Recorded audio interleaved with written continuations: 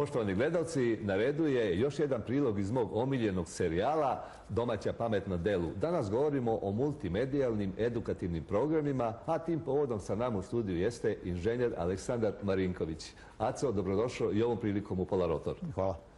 Mi smo, Aco, do sada u više navrata predstavljali vaše programe iz firme Anima, kompanija, preduzeća Anima. To su sve bili multimedijalni edukativni programi. Danas ćemo malo da iskočimo iz te uobičajene šeme, pa ćemo zbirno da prikažemo sve te programe. No, za početak razgovora predlažem da nam ti kažeš prvo šta su tu uopšte multimedijalni programi i koliko ste ih do sada vi uradili. Naše preduzeće se ovom delatnošću bavi više od 2 decenije. U početku su to bili klasični kursevi koji smo organizovali na onaj uobičajeni način u učionici sa predavačima, polaznicima, gde su svi oni mogli da prate određenu materiju i savladaju. Da. U međuvremenu smo došli na ideju da to iskustvo iskoristimo u jednom drugom obliku, a to je da ga pretočimo u materijal koji može da posluži za samostalno učenje, samostalnu edukaciju i nazvali smo ih multimedijalnim kursevima. Oni obuhvataju različite teme. Da. Uglavnom se radi o informatičkim naslovima, ali postoji i veći izbor nekih drugih tema. Da. Upravo to je bilo moje sljedeće pitanje. Da li se svi programi ti multimedijalni, edukativni odnose isključivo na računarstvu ili malo iskačete, obzirom da sam vidio da imate i za decu i tako dalje? Naša osnovna ideja je bila da upoznamo korisnike sa informatičkim programima, znači primjenom u informatici i računarstvu, ali je bilo naravno interesovanje i za druge teme, pa smo odlučili da napravimo ciklus izdanja koji se tiču učenja stranih jezika, prvenstveno engleskog, na više nivoa, od početnog do nekog poslovnog engleskog jezika, a tu su i posle došli i određeni naslovi koji su se obraćali deci, opet za učenje jezika, a zatim i kroz neko multimedijalno sveznanje, neki interesantni oblik korišćenja računara u edukativne svrhe. Jedno logično pitanje se nameće, da li su ovi multimedijalni edukativni kursovi bolji od knjige ili udžbenika? Naše mišljenje je da oni u potpunosti mogu da zamene knjigu. I ja se slažem.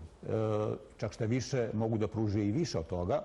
Knjiga se smatra jednom od osnovnih načina za učenje novih veština, ali je u vreme kad informatika vlada svakim aspektom našeg života pomalo i prevaziđen.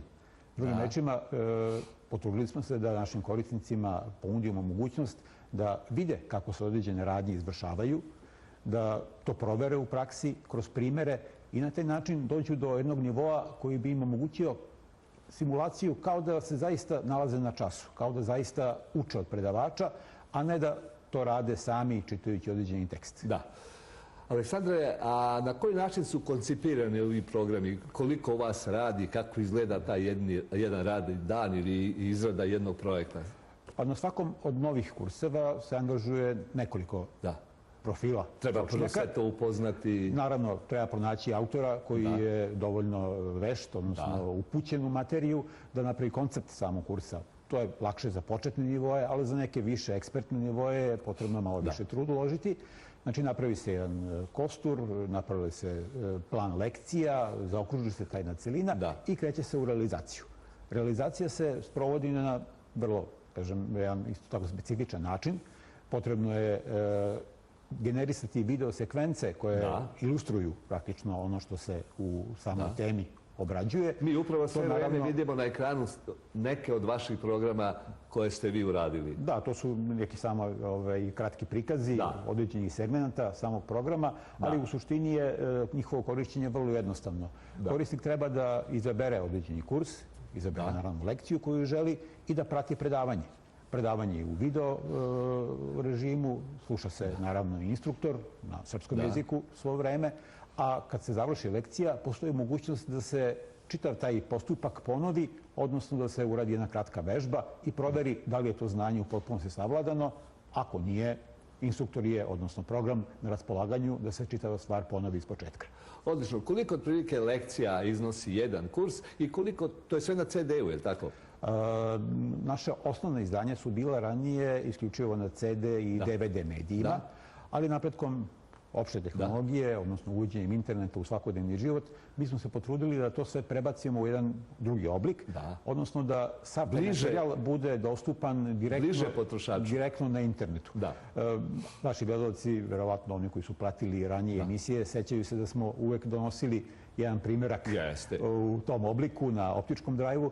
Ovoga puta smo došli uslovničeno na praznik ruku, mada nije baš u potpunosti tako, jer sam materijal je sad dostupan u svako doba na svakom mestu. Vi imate i onu ideju kod vaših programa da neki korisnik može da krene da koristi neku početnu, neku jeftiniju varijantu, pa ako mu se svidi može tek da naruči, jel da, probnu verziju neku? Obzirom da se radi o stvarima koji su relativno nepoznate među našim korisnicima, mada se trudimo već godinama da ih popularizujemo, mi smo ponudili mogućnost da se jednostavno svi koji su zainteresovani jave. Dobit će od nas na raspolaganje verziju koja je na neki način ograničena. Za širu upotrebu besplatna. Ograničena, ali je besplatna. Dovoljna da se usvoji... Se ona može ograničeno koristiti ili malo duže? Ona se može neograničeno koristiti, ali je obim lekcija koji se mogu savladati nešto skromniji. Ali je naša ideja inače bila da se korisnicima pruži mogućnost da probaju, da vide da li taj način rada njima odgovara, da li im zadovoljava obim, brzina kojim se to radi, teme koje su obuhvaćene. Naravno, ukoliko procene da je to u skladu s njihovim potrebama, lako će doći do pune verzije i imati priliku da savladaju i čitav materijal. Tu je interesantan jedan moment, ako se čoveku koji je probao program to svidi, on može istog trenutka i da ga kupi, jel da, elektronskim načinom plaćanja? Naravno, sve se to može završiti na licu mesta, plaćanje se može lako izvršiti putem plaćanja karticama, pouzećem ili na neki drugi način. I njemu je program prisutan već? Sve zavisi od toga šta korisniku najviše odgovara, a program je već na raspolaganju i može da bude odmah. To je interesantantno. Reci nam, Aleksandre, koliko otprilike vremenski traje taj jedan kurs sa svim tim 10-15 lekcija, tih 10-15 lekcija? Pa lekcija je često znatno više. Prosječan kurs obuhvata preko 100 lekcija. One su podeljene u određene grupe, tako da računamo da recimo 10-ak lekcija po određenom poglavlju ili času ili predavanju se može smatrati kao nekom srednjom vrednošću, mada postoje kursevi koji sadrže i mnogo više materijala. Odlično. Pogotovo ovi koji se tiču nešto složenijih programa, odnosno nešto višeg nivoa. I samo još jedno pitanje, nećete više gnjaviti, Aleksandre. Ima li razlike između klasičnih kurseva i ovih multimedijalnih? Razlike postoje definitivno. Naravno, postoje velike sličnosti. Mi se trudimo da se baziramo na sličnostima, a to je mogućnost da se predavanja odigravaju u način kako je korisnicima najprikladnije, najprijemčivije. To je nestajna prednost. Odabir vremena, trenutka, mesta. Tako je. S druge strane, onaj nedostatak, a to je direktan kontakt sa predavačem, također je moguće nadomestiti uz mogućnost da korisnik, ako proceni da mu je potrebna dodatna pomoć, neka dodatni savjet, dodatno objašnjenje, može da nam se obrati također, a mi ćemo zamoliti našeg saradnika koji je taj kurs napravio da jednostavno materijal dopuni, izmeni i prilagodi budućoj primjeni. Vi u tom slučaju pominjate virtualnog učitelja koji je neograničen broj puta spreman da sve isto ponovi bez nerviranja.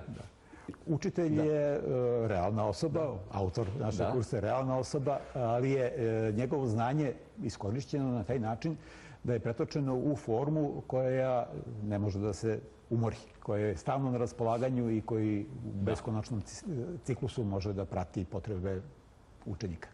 Aleksandre, evo ja ću iskoristiti priliku, obzirom da sam i ja iz ovog procesa edukacije, i ja sam profesor, odnosno nastavnik i tako dalje, pa pomenuo si virtualnog učitelja gdje jedan predaje, a ostali slušaju. Taj vid predavanja mi nazivamo kolokvijalno ex katedra. Jedan priča, drugi slušaju, desetine ili stotine i tako dalje, pa ko šta nauči.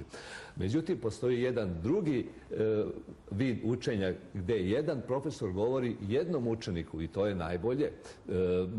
Imamo primjer, recimo da je Aleksandar Makedonski imao jednog učitelja, on je imao Aristotela, Aristotel je imao Platona, Aristotel je bio veliki naučnik, poliglota, bio je čovjek koji je se bavio filozofijom, a onda je makedonski kralj Filip II, otac Aleksandra Makedonska, angažovao Aristotela da izučava i da poučava malog Aleksandra, danonoćno, znači 24 sata je bio na raspolaganju i onda je Aleksandar Makedonski sve naučio jer je imao jednog učitelja, odnosno učitelj i učenik.